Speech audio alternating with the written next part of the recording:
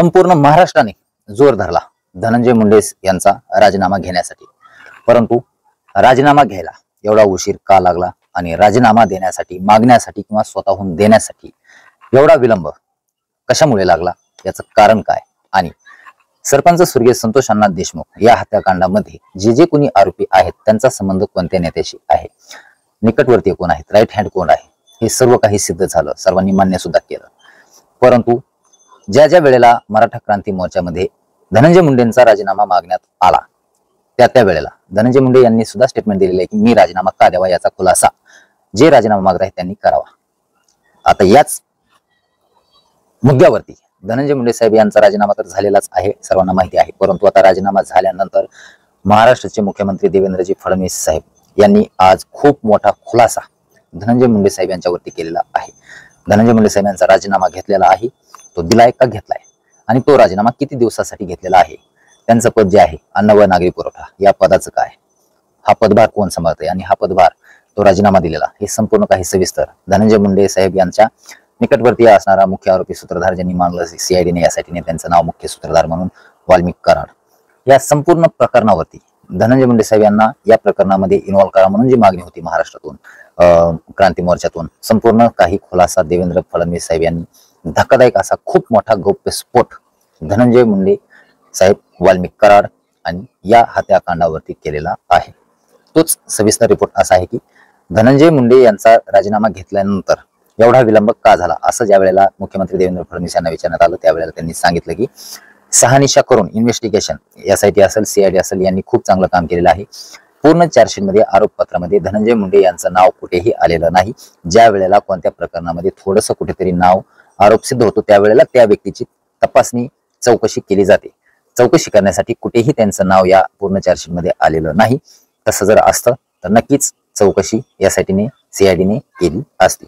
धनंजय मुंडे यांचं या हत्याकांडामध्ये कुठेही नाव आलेलं नाही असतं तर चार्जशीटमध्ये आलं असतं, असा खुलासा देवेंद्रजी फडणवीस साहेब यांनी केलेला आहे। दुसरा मुद्दा, आताही चार्जशीट, आरोपपत्र दाखल जरी केलं, आताही मला कोणी पुरावे आणून दिले, धनंजय मुंडे यांचा कुठेतरी काडी इतकाही संबंध या प्रकरणामध्ये असेल असा मला पुरावा जर कोणी आणून दिला तर मी सुद्धा धनंजय मुंडे यांच्यावरती चौकशी बसवेल आणि सर्व काही पुरावे गोळा करण्यासाठी, चौकशीसाठी पूर्ण टीम मार्गी कामी लावेल, असा सुद्धा शब्द देवेंद्र फडणवीस यांनी दिलेला आहे।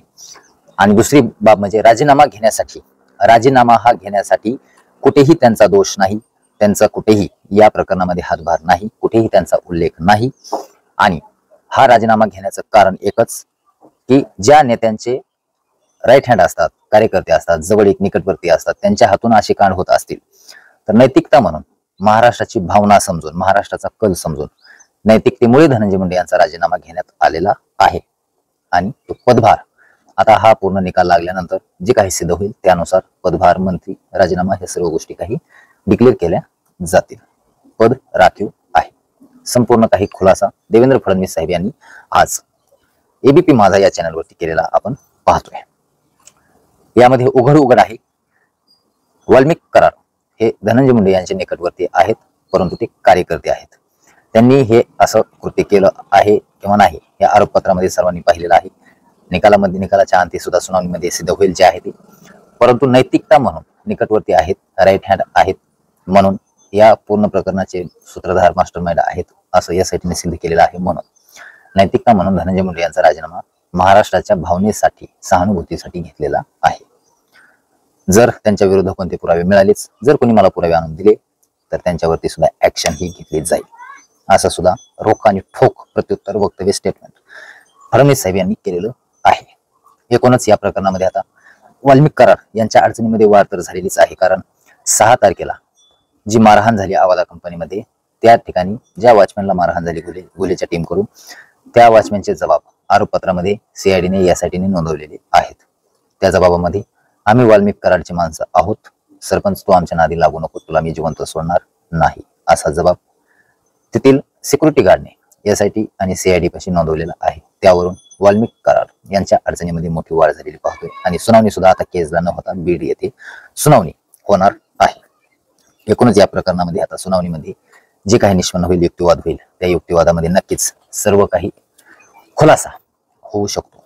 आणि जे गोपनीय साक्षीदार आहेत 5, ते साक्षीदार नक्कीच सुरक्षितेसाठीच सुनावणी ही बीड येथे ठेवलेली आहे आणि त्यांना सुरक्षित तेथे नेऊन त्यांचा जबाब हायकोर्टामध्ये कोर्टामध्ये न्यायालयामध्ये त्यांना साक्षीदार म्हणून त्यांचा जबाब नोंदवला जाईल आणि नंतर या प्रकरणावरती युक्तिवाद सुनावणी होऊ शकते।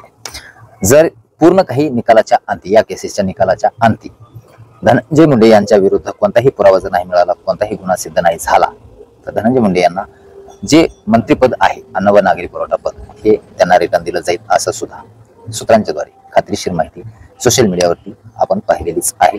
आणि यावरती विधान सुद्धा मुख्यमंत्री देवेंद्र फडणवीस असतील, उपमुख्यमंत्री असतील, सर्वांनी केलेलं आहे। यामध्ये बीड जिल्ह्यामध्ये जे प्रकरण चालू आहेत सध्या, यावरून आपण पाहतो की धनंजय मुंडे यांच्या निकटवर्ती वाल्मिक कराड, सुरेश अण्णा धस यांच्या निकटवर्ती म्हणून सतीश भोसले उर्फ खोक्याचं नाव घेण्यात आलं।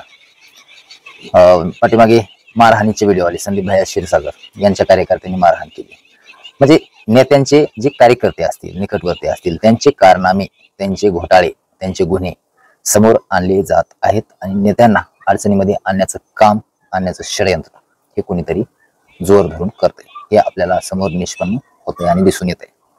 एकूणच आपल्याला माहिती आहे धनंजय मुंडे साहेब यांचा राजीनामा झाल्यानंतर बरंचसं काही महाराष्ट्रातील राजकारण ढवळून गेलं आणि आरोप प्रत्यारोप सुरू झाले। कुठेही काहीही संबंध नसताना राजीनामा का द्यावा लागला यावरती सुद्धा समर्थकांचे प्रश्नचिन्ह निर्माण झाले।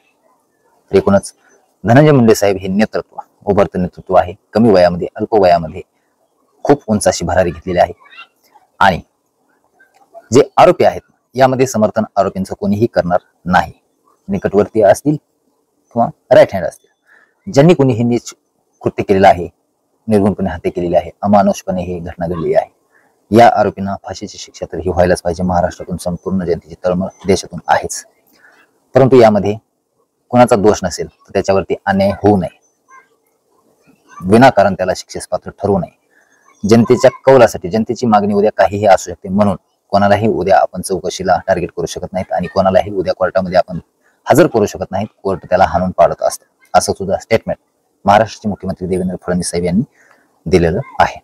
या स्टेटमेंटनुसार जे काही बोललेले आहेत फडणवीस साहेब ते रोख आणि ठोक बोललेले आहेत। कायद्या सुव्यवस्थेच्या चौकटीमध्ये बसून, चौकटीमध्ये जे नियमामध्ये बसतं ते स्टेटमेंट आज देवेंद्र फडणवीस यांनी दिलेलं आहे।